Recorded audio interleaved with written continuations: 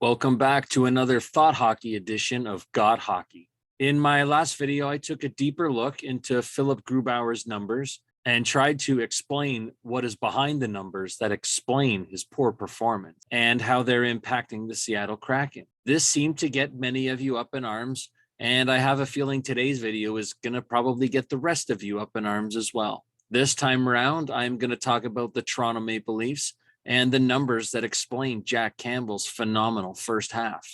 Campbell, as many of you know, was originally drafted in 2010. He was a first rounder of the Dallas Stars, going 11th overall. Although highly touted and the first goalie selected in his draft class, Campbell only played one game with the Stars before being dealt to Los Angeles, where he spent parts of 4 seasons before ending up in Toronto in a trade that also brought the Leafs Kyle Clifford. So far this season, Campbell's first as a starter, he's been among the top performing goalies from a traditional stats and analytics standpoint. And we're going to look at what some of those numbers mean for both himself and the team. Campbell so far has played 24 games, with 23 of those being starts.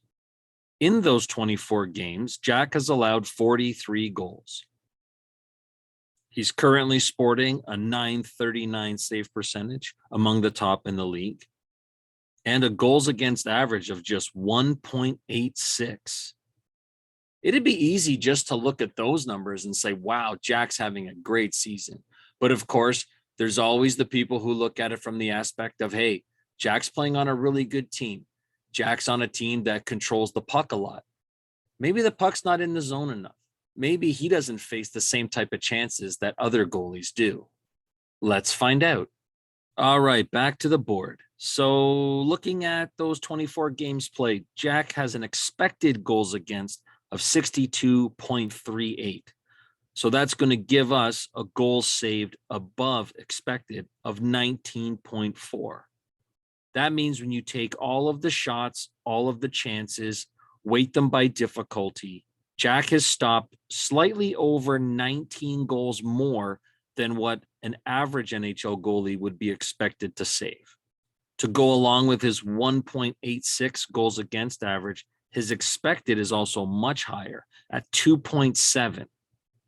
That means Jack is allowing just over 0.8 goals against fewer than an average goalie would be expected. To put it a different way, that 0.84 differential between his actual goals against average and his expected goals against average means that 84% of the time, even if we round it down, let's just say 8 out of 10 games, Jack's going to allow 1 less goal than expected. That's like 8 out of 10 games, the Leafs starting off with a 1-0 lead just because Jack's on the ice. The Leafs, known for their offense, are currently 11th in the league in scoring with 104 goals. But with just under 113 goals expected, the Leafs are actually underperforming at 75 goals against, currently 3rd lowest in the league.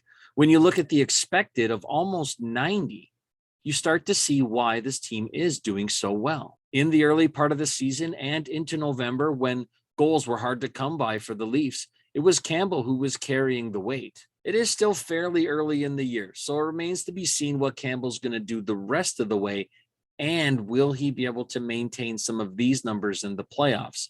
But it won't be until after the season, when it's time for Campbell to sign a contract extension or to move on in unrestricted free agency, that we're really going to see what these numbers have meant to him overall. One thing is for sure, with the numbers Jack is putting up this year, it's going to make it really difficult on the team to sign him to a long-term extension, because Jack's going to be a UFA at the end of this season, and I'm sure there's going to be a lot of teams who are going to be vying for his services. Hey, thanks for watching. I hope I was able to put a little bit of context to this. Again, I used moneypuck.com for the numbers. They do a great job. They've got tons and tons of information, so I'd encourage you all to go there. Check some of the stuff out. Have a look at some of the numbers for yourself. Maybe you'll leave a comment or ask me a question below about something you saw. Maybe there's something I missed along the way. That's all for now. We'll see you next time.